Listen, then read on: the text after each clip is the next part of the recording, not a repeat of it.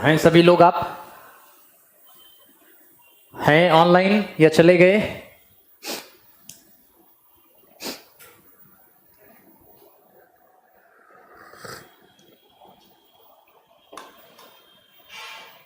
Start किया जाए।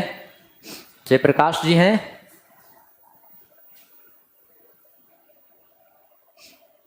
Jayaprakash world history इसमें नहीं हो पाएगा बेटे, अलग से करना पड़ेगा उसको, यहां इसमें नहीं हो पाएगा। वर्ल्ड हिस्ट्री में कम से कम 40-50 लेक्चर हैं, उसमें 40 लेक्चर मिनिमम, उसमें हो नहीं पाएगा इसमें, इसलिए कह रहा हूं। उसकी लेक्चर या तो यूट्यूब पे चलवा देंगे। चलें आप देखिए। अच्छा, ये कहीं कहीं ये वाला याद रखें, कहीं कहीं ये 550 एडी भी दिया है। लास्ट वाला तो ठीक है, इस पे विवादित है। अच्छा, ये वाला जो है कहीं कहीं यही दिया है कि 550 ईस्वी से लगभग 555 एडी तक इसका शासनकाल है।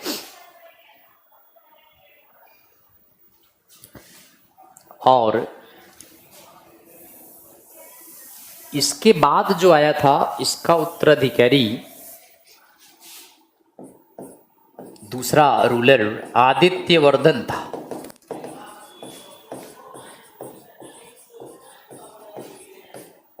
ये 555 से 580 तक शासन किया था ये, तो इसलिए इसको रियल फाउंडर मानते हैं। वर्धन डायनेस्टी का आदित्यवर्धन रियल फाउंडर है। पुष्यभूति डायनेस्टी इसलिए कहा गया है क्योंकि पुष्यभूति पहला रूलर था, और इसके बाद इसका उत्तराधिकारी प्रभाकर वर्धन था।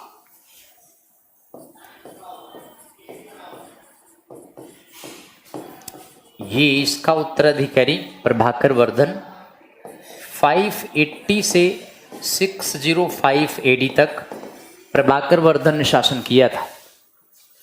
तो इसलिए 550 वाला थोड़ा ज़्यादा ठीक लगता है इस वंश की स्टार्टिंग। अच्छा, इसके अलावा इसके 3 संतानें, बड़ा वाला बेटा राज्यवर्धन 605 से 606 एडी तक शासन किया था। दूसरा बेटा हर्षवर्धन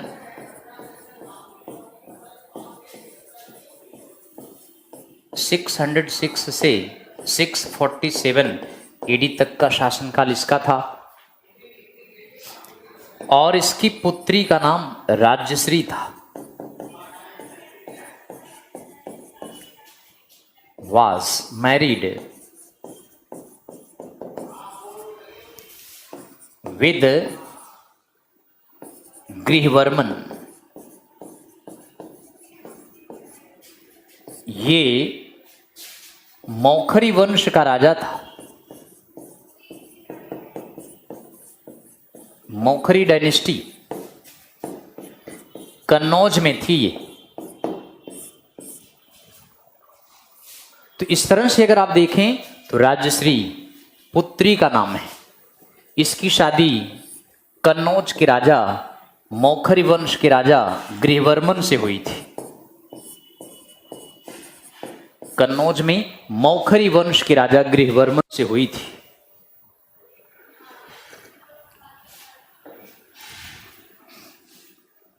तो प्रभाकर वर्धन इस समय आया, तो मेन यहां से स्टार्ट है। 3 संतानें, राज्यवर्धन, हर्षवर्धन, राजश्री। पिता के डेथ के बाद बड़ा बेटा राज्यवर्धन गद्दी पर बैठा, लेकिन बंगाल का किंग शशांक था इस समय।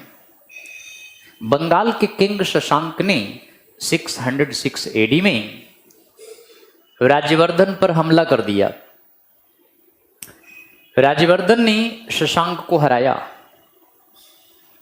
लेकिन धोखे से राज्यवर्धन को शशांक ने अपने कैंप में बुलाया और राज्यवर्धन की 606 ईस्वी में हत्या कर दी। उसी समय यानी 606 एडी में मालवा का किंग देवभूति ने कन्नौज के राजा गृहवर्मन पर आक्रमण किया। गृहवर्मन हार गया। देवभूति ने गृहवर्मन की हत्या कर दी। राजश्री अपने पति की हत्या के बाद विंध्यन पहाड़ों की तरफ सुसाइड करने के लिए चली गई। हर्षवर्धन उस समय शिकार पर गया हुआ था। जैसे ही उसने इन घटनाओं के बारे में सुना, तुरंत लौट पड़ा, अपनी बहन राजश्री को बचाया, जो कि चिता बनाकर सुसाइड करने जा रही थी।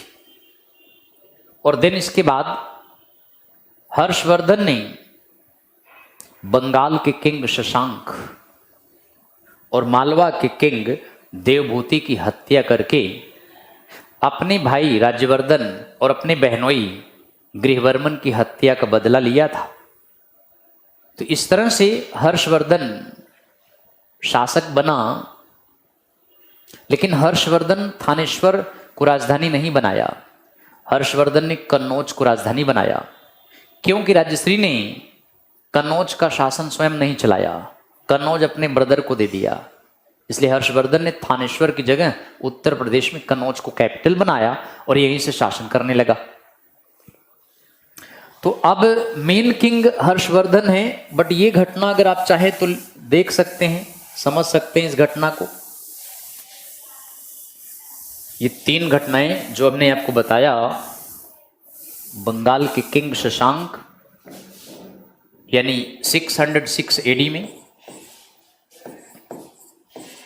शशांक किंग ऑफ बंगाल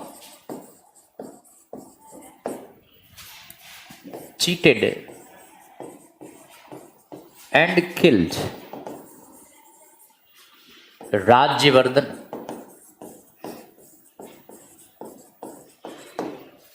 बंगाल के शशांक ने राज्यवर्धन को धोखे से मारा। ये वही शशांक है जिसने कट ऑफ बोधि ट्री, जिसने बोधि वृक्ष कटवाया था, जिसके नीचे बुद्ध को ज्ञान मिला था, उस बोधि वृक्ष को शशांक ने कटवाया था। ये कई दफा पूछा गया है कई एग्जाम में। और इसी समय 606 एडी में Devabhuti king of Malwa, Malwa MP में है, यहां के राजा देवभूति ने डिफीट किया और मार भी दिया। Defeated and killed, defeated and killed. Grahavarman Kannauj के राजा को हराया और उसकी हत्या कर दिया। तो शशांक ने राज्यवर्धन को धोखे से मारा, देवभूति ने गृहवर्मन को हराकर मार दिया। राजश्री सुसाइड करने के लिए विंध्यन पहाड़ों की तरफ चली गई। हर्षवर्धन शिकार पर था, बहन को बचाया और फिर हर्ष शासक बना। हर्षवर्धन गद्दी पर बैठने के बाद उसने शशांक और मालवा के देवभूति को हराकर मार दिया और अपने भाई और बहनोई की डेथ का बदला लिया। तो इस तरह से हर्षवर्धन सत्ता में आया। इस वंश का सबसे पावरफुल किंग यही है, हर्षवर्धन। 606 से 647 एडी तक मेन किंग यही बना। तो अगर ये पूछा जाए कि इसकी राजधानी बताइए, तो इसकी कैपिटल का नाम थानेश्वर है। सॉरी, थानेश्वर नहीं, ये थानेश्वर से कन्नौज ले गया था उत्तर प्रदेश में, ये इसकी राजधानी थी। तो कैपिटल कन्नौज को बनाया और अपनी बहन राजश्री को अपने पास रखा। राजश्री की कोई संतान नहीं थी, इसलिए राजश्री शासन नहीं किया और ना ही कोई उत्तराधिकारी इसका था। हर्षवर्धन को सत्ता दे दिया। हर्षवर्धन प्रारंभ में शिव भक्त था। प्रारंभ में हर्षवर्धन शिव का पुजारी था। शिलादित्य की टाइटल लिया था। इनिशियली हर्षवर्धन शिव भक्त था।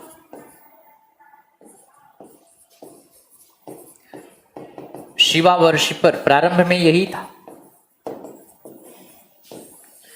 प्रारंभ में वह शिव भक्त था। बाद में बौद्ध धर्म को स्वीकार कर लिया था। बुद्धिस्ट बन गया था। बौद्ध धर्म का प्रचार भी किया था। अपना जीवन भी बौद्ध भिक्षु की तरह बिताया। अपने साम्राज्य में जो इनकम था उसका अपना पर्सनल इनकम उसको दान भी दिया करता था। भिक्षुओं को दान दे आता था प्रयाग में जाकर के। तो प्रारंभ में अगर पूछें तो शिव भक्त था और शिलादित्य की टाइटल लिया था। शिलादित्य ये उपाधि थी। इस उपाधि को इसने प्रारंभ में लिया था। हर्ष स्वयं एक विद्वान था और विद्वानों को अपने दरबार में रखा था। हर्ष ने 3 किताबें लिखी हैं संस्कृत भाषा में। नागनंदा, रत्नावली, प्रियदर्शिका, ये 3 बेहद फेमस किताबें हैं। तीनों संस्कृत भाषा में। तो संस्कृत भाषा में किताबें हैं। तो हर्ष स्वयं एक विद्वान था और विद्वान बाणभट्ट हर्ष के दरबार में थे।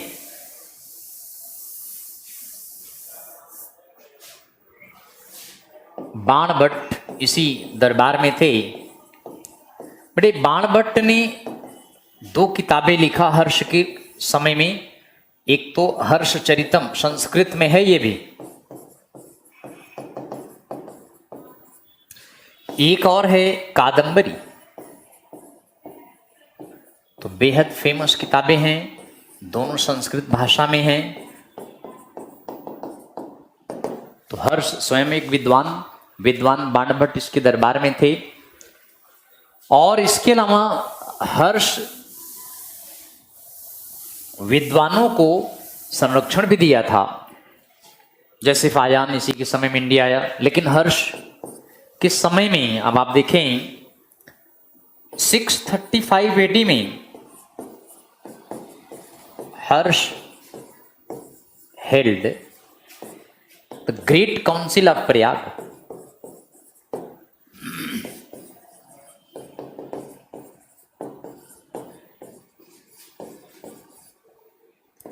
प्रयाग महासम्मेलन बुलाया था। हर्ष ने प्रयाग महासम्मेलन का आयोजन किया था। वीडियो नहीं चल रही है, वीडियो रुकी है।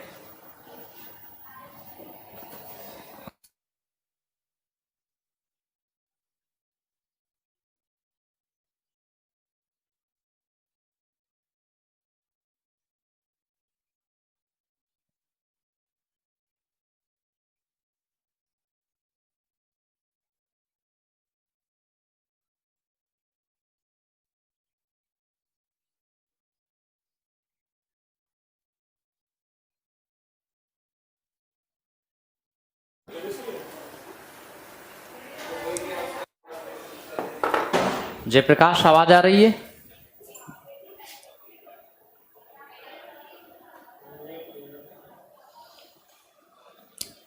आवाज आ रही है? चल रही है वीडियो? निशांत चल रही है?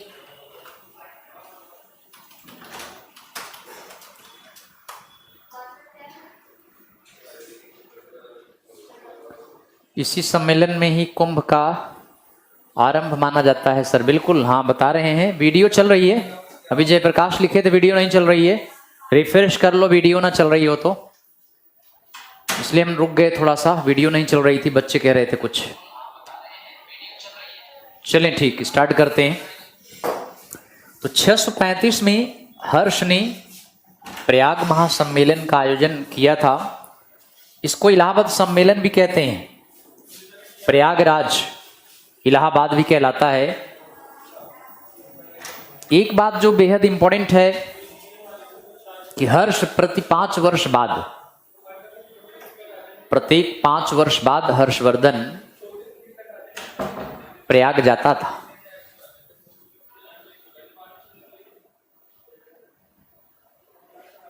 प्रति 5 वर्ष बाद प्रयाग जाता था और अपने 5 वर्ष के इनकम प्रयाग में संगम तट पर दान में देकर तब वापस लौट के आता था।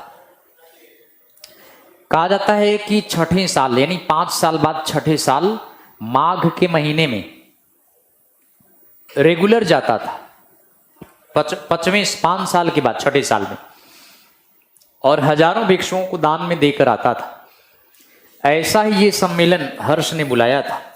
याद रखें, हर्ष के समय का ये छठा सम्मेलन था, 6th काउंसिल था, और इसको 5वां बौद्ध सम्मेलन भी कहते हैं, 5th बुद्धिस्ट काउंसिल भी कहा गया है।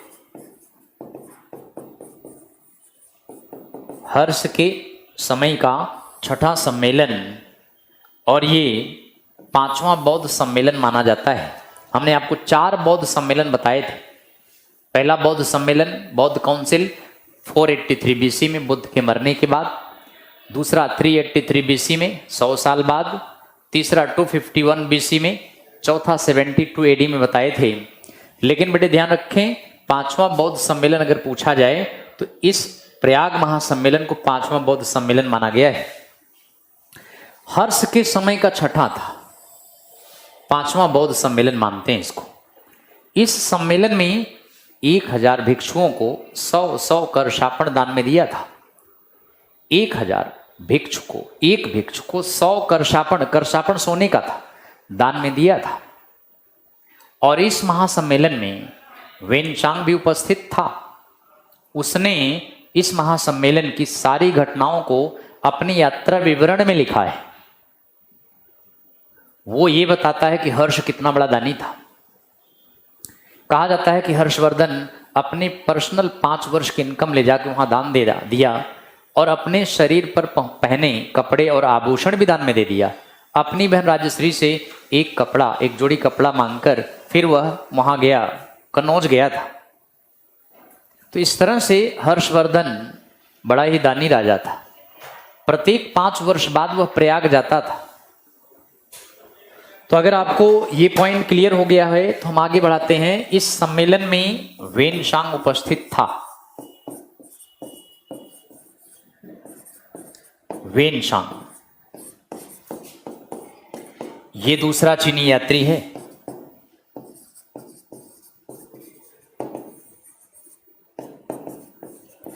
दूसरा चीनी यात्री वेनशांग इसमें उपस्थित था।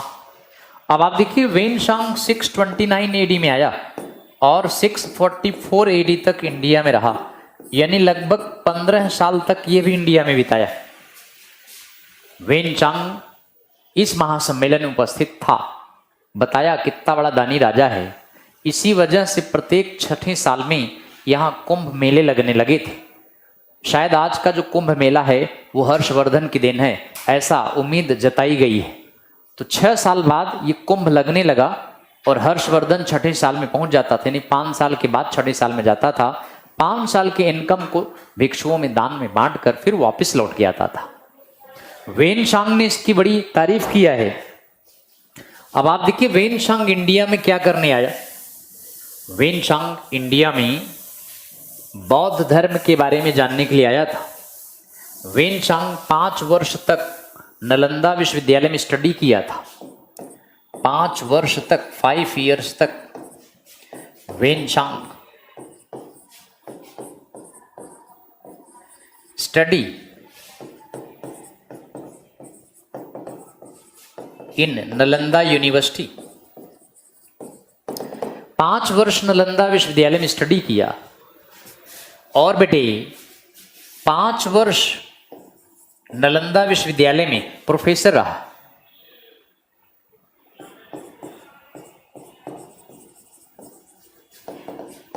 नालंदा विश्वविद्यालय में 5 वर्ष तक पढ़ाया और 5 वर्ष इंडिया में भ्रमण किया,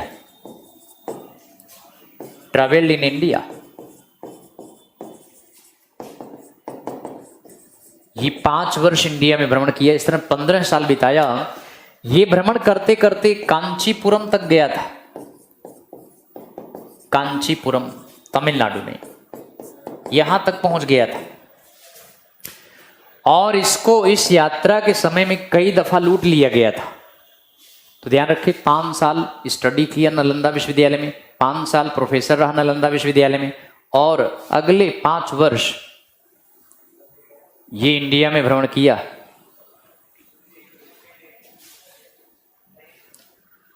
तो इस तरह से नालंदा विश्वविद्यालय बड़ा ही फेमस विश्वविद्यालय था प्राचीन काल में, हर्षवर्धन के समय में।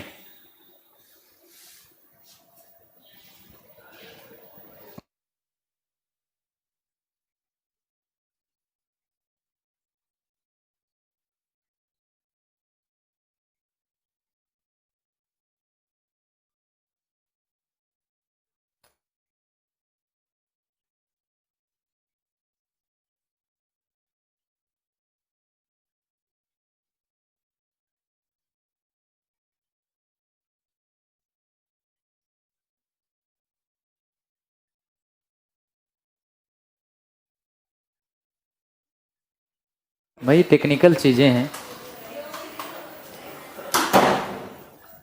2 मिनट में स्टार्ट हो जाएगा वैसे ये। आपने क्या सीखा जैसे? बताओ कितने बजे तक पढ़ाएं? देखो कितने बजे तक शेड्यूल है? 12 बजे तक है ना? भाई तेरे पास शेड्यूल नहीं आया है, पता यार। टाइम टेबल वालों को यहीं बैठाओ ना यार। एंड दिया होगा, लेक्चर पर देखो ना, वहां क्यों देख रहे हो तुम? तुम देखो ना लेक्चर, पहले मेरा देखो, जो आज का लेक्चर लगाया होगा ना, इवेंट, वो इवेंट देखो। देख ली 11 तक मैं छोड़ दूं? हाँ मैं छोड़ देता हूँ, फिर छोड़ दूं?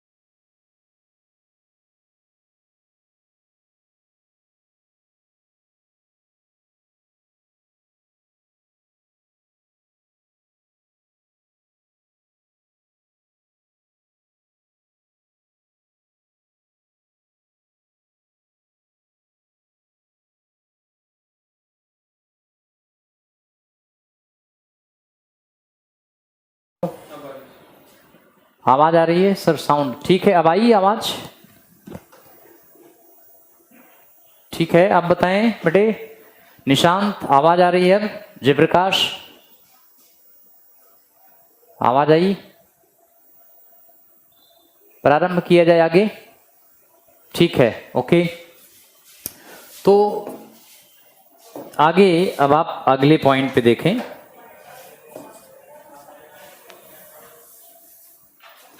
तो हमने आपको वेनचांग के बारे में बताया कि वेनचांग किस तरह से 5 साल नालंदा में स्टडी किया, 5 साल प्रोफेसर रहा, 5 साल इंडिया में धार्मिक स्थलों की यात्रा किया। यात्रा के दौरान वेनचांग को कई दफा लूट लिया गया था। ऐसा एकमात्र विदेशी है जिसको इंडिया में कई कई बार राहजनी किया गया। विदेशी मालदार यात्री समझकर इसकी राहजनी कर लिया गया। ऐसा एक बार प्रश्न पूछा गया है सिविल सर्विसेज में कि ऐसा विदेशी यात्री जो इंडिया में कई कई बार लुट गया था, तो यही है। वेनचांग को प्रिंस ऑफ पिलग्रिमेज कहा गया है कि पॉइंट बेहद इंपॉर्टेंट है। प्रिंस ऑफ पिलग्रिमेज,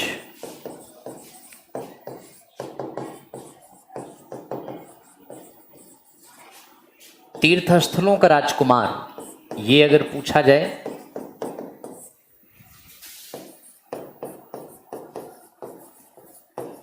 तीर्थस्थलों का राजकुमार, तो वेनचांग को ही कहा गया है। इसीलिए कहा गया है क्योंकि यह इंडिया में धार्मिक स्थलों की यात्रा किया था। बेहद इंपॉर्टेंट पॉइंट है ये। अच्छा, हर्षवर्धन के समय में नालंदा विश्वविद्यालय अपनी चरम सीमा पर थी। नालंदा विश्वविद्यालय में कहा जाता है कि हजारों स्टूडेंट्स पढ़ते थे। इसी ने नालंदा विश्वविद्यालय का विवरण दिया है। तो हर्ष के समय में इस विश्वविद्यालय को क्लाइमेक्स पर बताया गया है। कहा गया है कि इस समय नालंदा विश्वविद्यालय का प्रिंसिपल शीलभद्र था। शीलभद्र, ये नालंदा विश्वविद्यालय का प्रिंसिपल था। हजारों की संख्या में यहां पर स्टूडेंट स्टडी किया करते थे। इंडिया के अलावा फॉरेनर स्टूडेंट्स की संख्या भी काफी थी। हर्षवर्धन ने 100 गांवों का 100 विलेजेस की लगान इस विश्वविद्यालय के नाम से कर रखा था। मतलब 100 गांव, आसपास के 100 गांवों का जो लगान आता था उसी से विश्वविद्यालय का खर्च चलता था। शीलभद्र प्रिंसिपल थे, बौद्ध विद्वान थे ये। इसी के चरणों में बैठ करके वेनचांग ने स्टडी किया था। 100 गांवों के इनकम से विश्वविद्यालय का एक्सपेंसेस चलाया जाता था, खर्च चलाया जाता था, टीचर्स का पेमेंट दिया जाता था। और विश्वविद्यालय के अंदर विहार बने थे। विहार यानी हॉस्टल कह सकते हैं। तो ये कैंपस में ही था। हजारों की संख्या में स्टूडेंट के रहने के लिए हॉस्टल, जिसको विहार कहा गया, बनाया गया था। तो इस तरह से इसका पूरा विवरण वेनचांग ने अपनी यात्रा विवरण में दिया है। इसी से हमें नालंदा विश्वविद्यालय के बारे में पता चलता है। बौद्ध शिक्षा का प्रसिद्ध केंद्र इस समय अपनी चरम सीमा पर था। और हर्षवर्धन के समय में एक और सम्मेलन बुलाया गया था। इस समय कन्नौज काउंसिल,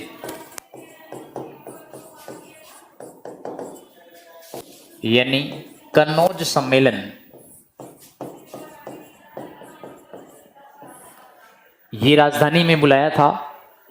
बट याद रखें, ये सम्मेलन धार्मिक सम्मेलन था, रिलीजियस काउंसिल थी ये।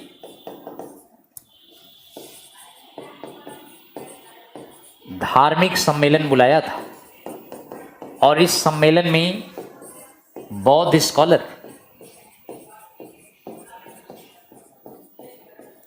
जैन स्कॉलर,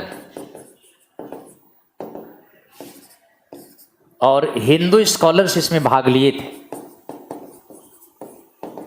तीनों धर्म के विद्वान आए थे। मेन मुद्दा इस पर जैन, बौद्ध और हिंदुओं में धार्मिक समन्वय बनाने का था, रिलीजियस हार्मोनी बनाने की बात थी। लेकिन ब्राह्मण अवॉइड किए जा रहे थे।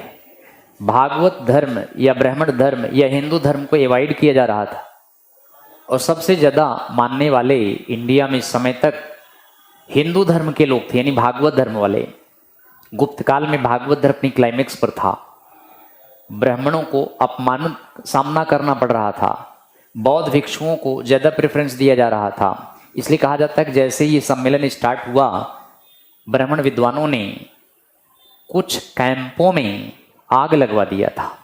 बाद में हर्षवर्धन ने उन ब्राह्मण विद्वानों को पकड़वाकर उनको सजा भी दिया था। हालांकि ये सम्मेलन सफल नहीं हो पाया, लेकिन अगर ये पूछा जाए कि कन्नौज सम्मेलन किस उद्देश्य से बुलाया गया था, तो धार्मिक विचार विमर्श के लिए बुलाया गया था। सफल नहीं हो पाया। ब्राह्मण विद्वानों ने जैन और बौद्ध भिक्षुओं के खिलाफ षड्यंत्र रचा और कुछ कैंप में, कुछ टेंट में आग लगवा दिया था, लेकिन उनको पनिशमेंट भी दिया था हर्षवर्धन ने। तो इस तरह से यह भी सम्मेलन बड़ा फेमस है। हर्षवर्धन अपना किंगडम फैलाना चाहता था। किंगडम विस्तार के लिए नर्मदा के उस तरफ अटैक कर दिया और इस समय हर्षवर्धन नर्मदा के तट पर एक लड़ाई लड़ा तो हर्ष वाज डिफीटेड, हार गया था इसमें by Chalukya king Pulakeshin second. Harshvardhan Chalukya वंश के राजा पुलकेशिन सेकेंड से हार गया था। ये पुलकेशिन सेकेंड चालुक्य वंश का राजा था, बड़ा ही पावरफुल किंग था। नर्मदा के उस तरफ पुलकेशिन सेकेंड का किंगडम था। हर्षवर्धन साम्राज्य विस्तार के चक्कर में नर्मदा क्रॉस करके पुलकेशिन सेकेंड के किंगडम पर आक्रमण कर दिया। पुलकेशिन सेकेंड बुरा मान गया और हर्षवर्धन को नर्मदा तट पर बुरी तरह से हराया।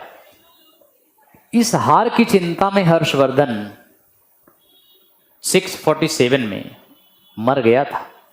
हार की चिंता में 647 में हर्ष का देहांत हो गया था। पुलकेशिन सेकेंड ये बादामी का राजा था। बादामी या वातापी भी कहते हैं। बादामी, वातापी महाराष्ट्र, गुजरात और कर्नाटका वाला एरिया है। कर्नाटक, महाराष्ट्र, गुजरात वाला, वहां का किंग था ये। और पुलकेशिन सेकेंड के दरबार में रवि कीर्त नामक एक पोएट रहते थे। रवि कीर्ति बड़े ही फेमस कवि थे रवि कीर्ति, जो पुलकेशिन सेकेंड के दरबार में रहते थे।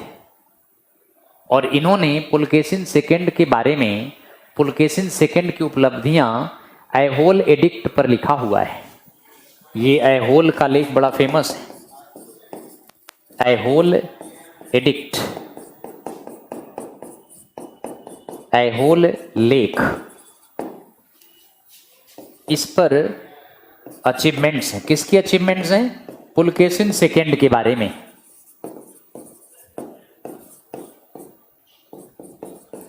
पुलकेशिन सेकेंड की उपलब्धियां हैं। और इस एडिक्ट को रचा किसने है?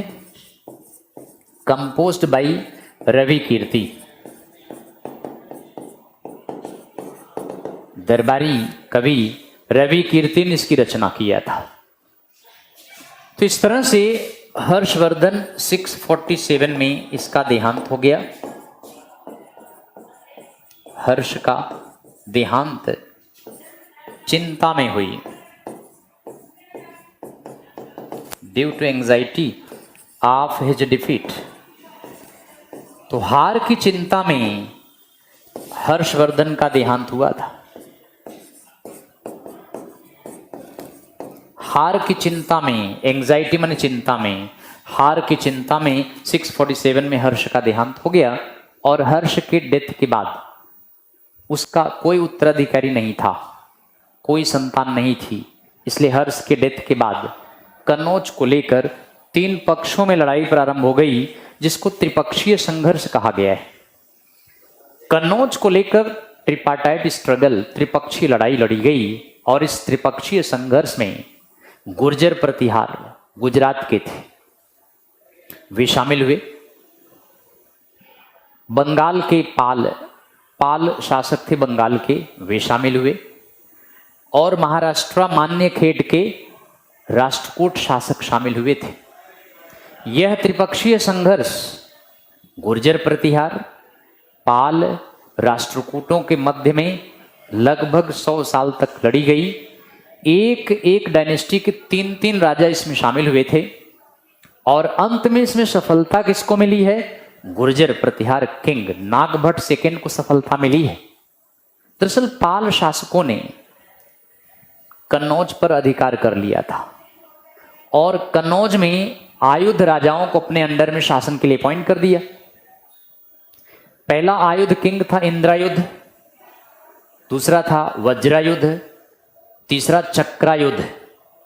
इंद्रायुध, वज्रायुध, चक्रायुध, 3 आयुध शासकों को पाल शासकों ने संरक्षण देकर शासन करवाया। लेकिन गुजरात के गुर्जर प्रतिहार शासकों ने इन आयुध शासकों को हराकर कन्नौज से भगा देते थे। पाल शासकों ने दक्षिण के राष्ट्रकूट शासकों को बुलवाते थे और फिर गुर्जर प्रतिहार शासकों को हरवाकर फिर से कन्नौज पर कब्जा कर लेते। तो इस तरह से लगभग 3-3 शासक एक वंश के शामिल हुए और यह लड़ाई 100 साल तक चली थी। लेकिन अंत में सफलता नागभट्ट सेकंड गुर्जर प्रतिहार किंग को मिली और नागभट्ट सेकंड ने कन्नौज पर कब्जा कर लिया। तो गुर्जरों ने शासन किया है कन्नौज पर। बाद में कन्नौज पर पृथ्वीराज चौहान और गहड़वाल किंग, गहड़वाल वंश के राजा, उन्होंने भी शासन किया है। जयपाल गहड़वाल किंग, गहड़वाल वंश के कई राजा थे, बताएंगे अभी आपको। तो इस तरह से वर्धन डायनेस्टी के बाद ये पॉइंट त्रिपक्षीय संघर्ष वाला बड़ा इंपॉर्टेंट है, ये ट्रिपार्टाइट स्ट्रगल।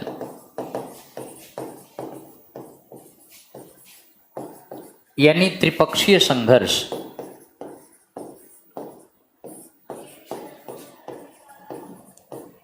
लगभग 100 साल तक, 100 ईयर्स तक, कहीं कहीं 200 साल भी दिया है, 200 ईयर्स, लेकिन ये वाला ज़्यादा ठीक है कि 100 साल तक कन्नौज को लेकर 3 पक्षों में लड़ाई लड़ी गई।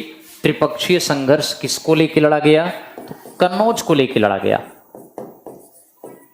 यानी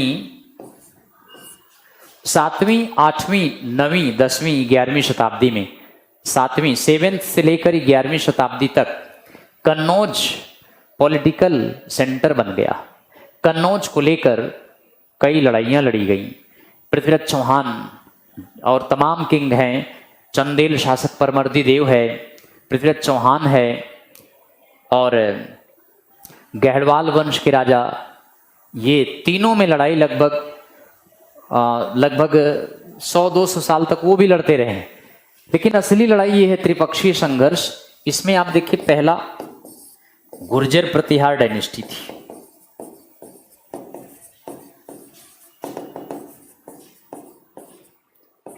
ये डायनेस्टी गुजरात में थी, गुर्जर प्रतिहार डायनेस्टी। अब अगर ये पूछा जाए कि इसका फाउंडर कौन था, तो फाउंडर तो नागभट्ट फर्स्ट था।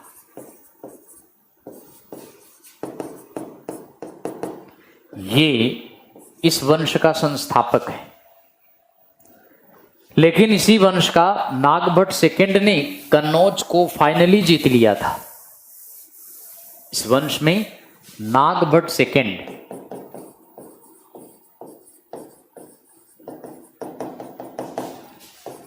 was the victor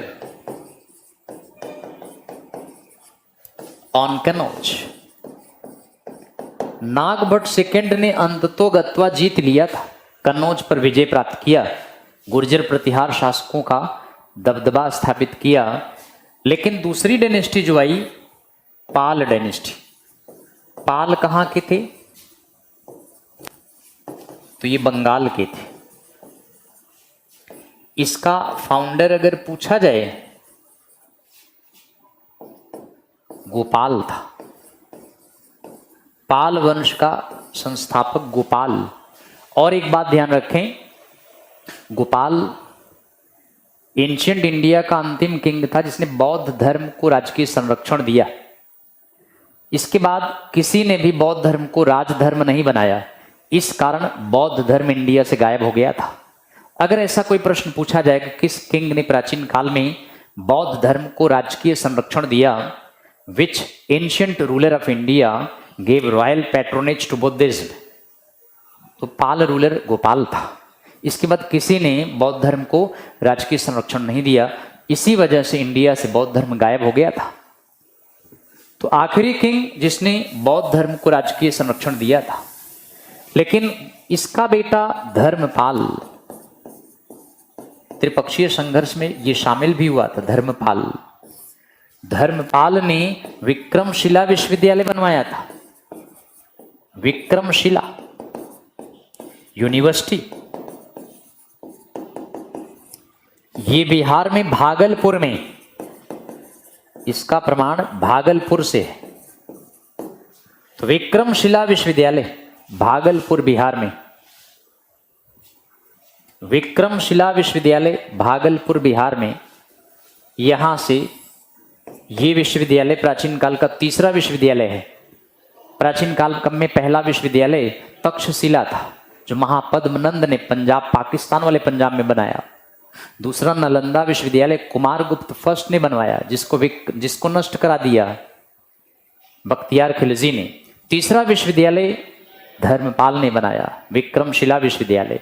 यह भी बौद्ध शिक्षा का प्रसिद्ध केंद्र था।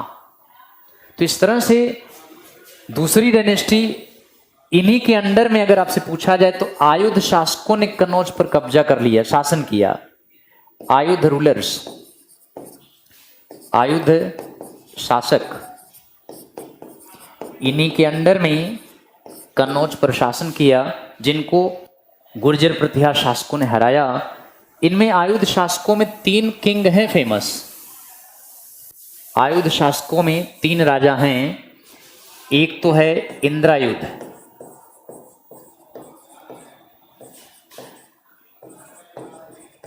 इंद्रायुध। दूसरा है चक्रायुध,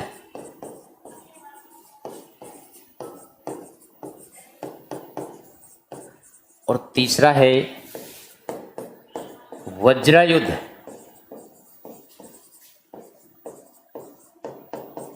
तो ये 3 शासक, इंद्रायुध, चक्रायुध, वज्रायुध, तीनों को पाल शासकों ने संरक्षण दिया, लेकिन गुर्जर प्रतिहारों ने इनको हरा करके मार डाला एक एक करके। पाल शासकों ने राष्ट्रकूटों को बुलवाते थे, राष्ट्रकूट गुर्जर प्रतिहार शासकों को हराकर वापस दक्षिण भारत पे चले जाते थे। फिर पाल शासक अपने आयुध शासकों को गद्दी पर बैठा देते थे। तो इस तरह से त्रिपक्षीय संघर्ष 100 साल तक लगभग चला। तीसरी डायनेस्टी जो इसमें शामिल हुई थी, third dynasty, Rashtrakuta dynasty. Rashtrakuta शासक इसमें शामिल हुए।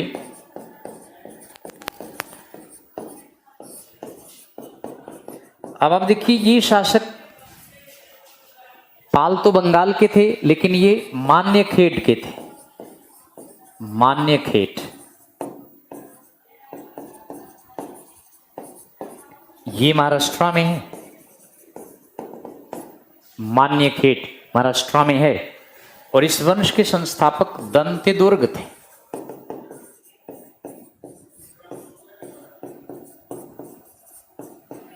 दंतेदुर्ग इस वंश का फाउंडर है।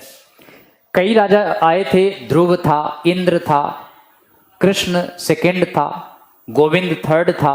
तो इस तरह से कई शासक हैं इसमें। दंतेदुर्ग संस्थापक है, इंद्र, गोविंद, कृष्ण, ध्रुव, ये राजाओं ने इस पर अटैक किया था कन्नौज पर। लेकिन इसमें सबसे इंपॉर्टेंट पॉइंट ये है कि राष्ट्रकूट शासकों ने एलोरा की गुफाएं बनवाई थी। एलोरा केव्स, औरंगाबाद महाराष्ट्र में, इन्होंने ही बनवाई थी। और ये गुफाएं 8वीं शताब्दी से 11वीं शताब्दी के बीच में बनी, 8th सेंचुरी से ये 11th सेंचुरी एडी के बीच में बनी है। और ये भी 3 धर्मों से रिलेटेड है, लेकिन ज्यादातर हिंदू धर्म के बारे में, हिंदुइज्म के बाद बौद्धिज्म के बारे में और जैनिज्म के बारे में भी है। अब आप देखिए इसमें ये डोमिनेटेड है, एलोरा में हिंदू धर्म की गुफाएं ज्यादा हैं, जबकि अजंता में बौद्ध धर्म की गुफाएं ज्यादा हैं। अच्छा, इस गुफा यानी एलोरा गुफा को भी फ्रेस्को पेंटिंग्स कहा गया है, फ्रेस्को पेंटिंग्स इसको भी कहा गया है। भित्ति चित्र ये भी कहलाती हैं। तो वर्ल्ड फेमस ये भी हैं, अजंता एलोरा, दोनों औरंगाबाद महाराष्ट्र में हैं। लेकिन गुप्त राजाओं ने, राष्ट्रकूट शासकों ने एलिफेंटा की गुफाएं भी बनवाई हैं। ये अलग हैं, एलिफेंटा केव्स, बॉम्बे आइलैंड में है ये।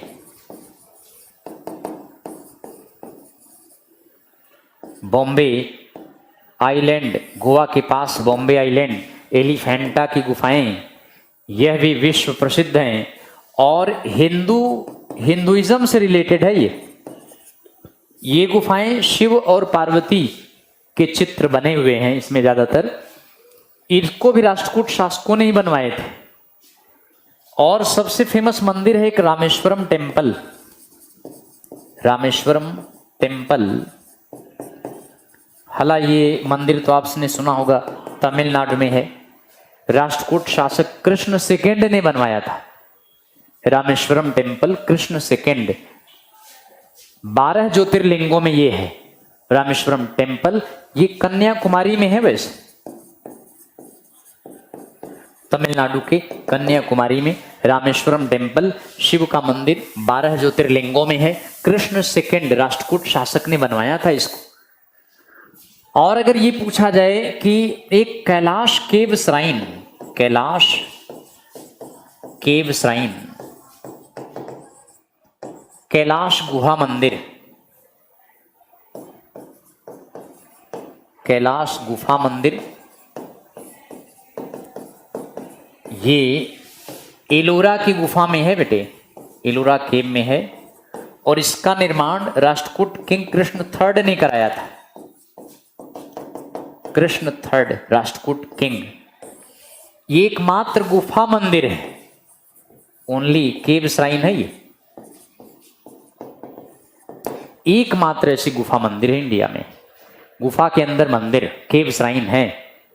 फर्स्ट केव श्राइन यही है, कैलाश शिव का है। तो इस तरह से राष्ट्रकूट शासकों के काल में भी कल्चरल डेवलपमेंट खूब हुआ था, कल्चर अपनी चरम सीमा पर थी। तो इस तरह से ये प्राचीन काल समाप्त हो गया है बेटे। और इसके बाद मेडिवल स्टार्ट हो जाता है। तो हमारे ख्याल से जो जीएस फर्स्ट वाले बच्चे हैं उनका हिस्ट्री कंप्लीट हो गया है, और जीएस सेकेंड वालों का दिल्ली सल्तनत रह रहा है।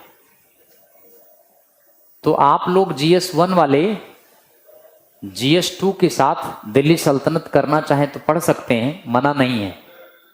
बट वैसे आपका हिस्ट्री पूरा हो गया है। दिल्ली सल्तनत के बारे में हम GS2 वालों को बताएंगे, तो आप उसको पढ़ सकते हो, ज्वाइन कर सकते हो, मना नहीं है, चलता रहेगा ये आपका। लेकिन वैसे फिनिश हो गया क्योंकि आपका दिल्ली सल्तनत से स्टार्ट किया था दूसरे वाले सर ने। तो इस वे में हम आपको रिवाइज करवा देंगे। यस सर, GS2 में हैं हम, कोई बात नहीं बेटे। GS1 GS2 दोनों पढ़ सकते हो, पढ़ना चाहो। लेकिन GS1 का वैसे हिस्ट्री हमने कंप्लीट करा दी है। GS2 वालों का भी नहीं हुआ है, दिल्ली सल्तनत है। Jayprakash Kumar, I am very fortunate, thank you भाई। GS सेकेंड में हूँ जयप्रकाश, कोई बात नहीं बेटे। तो ये चलता रहेगा। बट यहां से हम आपको मेडिवल हिस्ट्री स्टार्ट करेंगे। और मेडिवल हिस्ट्री 711-12 एडी से 1707 है, ये तो आप जानते हैं सभी लोग। और इसमें वैसे तो मुस्लिम इन्वेजन्स हैं, मुस्लिम आक्रमण, ये हम आपको बताने वाले हैं। मुस्लिम इन्वेडर्स। हरिंदर कह रहे हैं सर जी मेरा 38 लेक्चर नहीं चल रहा है। 38 लेक्चर चलना चाहिए बेटे, एक बार वो मैनेजमेंट को बता दो, एक बार मैनेजमेंट को कॉल करके बता दो। 38 नंबर का लेक्चर नहीं चल रहा है तो बेटे एक बार बता दीजिए, तो देख लेंगे, नहीं चल रहा होगा तो मैनेजमेंट वाले। तो मुस्लिम आक्रमण,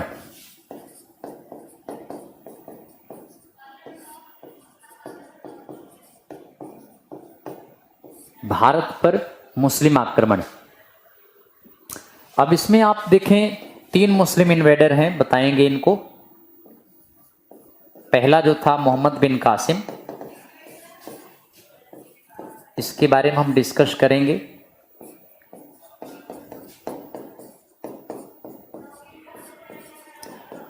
ये पहला मुस्लिम आक्रमणकारी अरब से आया था, उमैयद वंश के गवर्नर था, ये जनरल था उमैयद वंश का। दूसरा मोहम्मद गजनवी,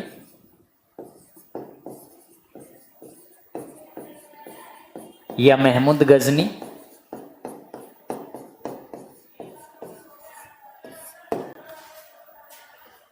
तो ये तो इसी समय आया था पहला वाला, और ये 1001 में आया था।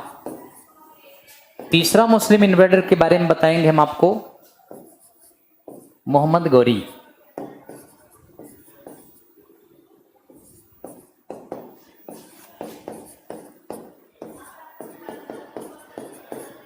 और 1175 में ये स्टार्ट किया था।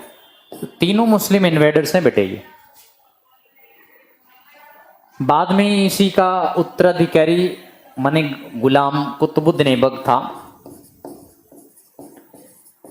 कुतुबुद्दीन ऐबक, और इसने दिल्ली सल्तनत में गुलाम वंश की नींव डाली थी। तो यहां से दिल्ली सल्तनत स्टार्ट होती है। दिल्ली सल्तनत टॉपिक आपको बता रहे हैं, दिल्ली सल्तनत।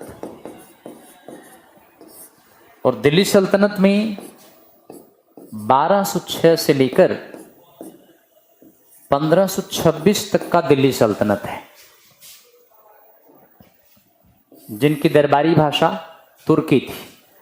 और बेटे दिल्ली सल्तनत में 5 डायनेस्टी आई थी, दिल्ली सल्तनत में 5 डायनेस्टी आई थी, जिसमें 5 डायनेस्टी का नाम जो दिया है,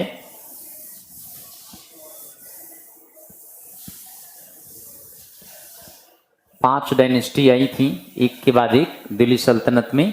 इन 5 डायनेस्टीज के नाम हैं, एक लाइन में है, गुलाब खिले तो सूंघ लो महक। गुलाब यानी गुलाम वंश, खिले माने खिलजी वंश, तो माने तुगलक वंश, सूंघ माने सैयद वंश, लो माने लोधी वंश, महक माने मुगल वंश। तो गुलाब खिले तो सूंघ लो महक, यानी इसमें पूरी मेडिवल इंडिया कवर है। गुलाब गुलाम वंश, खिले खिलजी वंश, तो तुगलक वंश, सूंघ सैयद वंश, लो यानी लोधी वंश। तो दिल्ली सल्तनत में इस तरह से 5 डायनेस्टी हैं। ये हम आपको स्टार्ट कराएंगे। स्लेव डायनेस्टी, दास वंश या गुलाम वंश, इसको मामलुक वंश भी कहते हैं या इलवारी डायनेस्टी भी कहते हैं। 1206 से लेकर 1290 तक ये डायनेस्टी शासन किए थे। दूसरी डायनेस्टी इसमें आई थी खिलजी डायनेस्टी, यानी खिलजी वंश। 1290 से 1320 तक ये डायनेस्टी थी। तीसरी तुगलक डायनेस्टी आई थी, यानी तुगलक वंश। 1320 से 1414 तक। चौथी सैयद डायनेस्टी, यानी सैयद वंश, 1414 से 1451। सबसे लास्ट में लोधी डायनेस्टी आई थी, लोधी वंश, 1451 से 1526। ये 5 डायनेस्टी हैं दिल्ली सल्तनत में।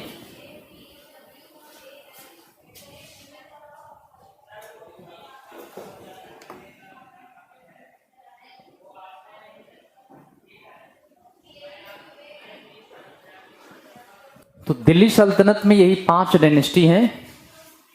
तो हम आपको अगली क्लास में, नेक्स्ट क्लास में आपको हम इसके बारे में प्रारंभ करेंगे। मोहम्मद बिन कासिम का आक्रमण प्रारंभ हुआ 711-12 ईस्वी में। मोहम्मद बिन कासिम ने सिंध पर अटैक किया था, ये यहाँ से हम स्टार्ट करेंगे।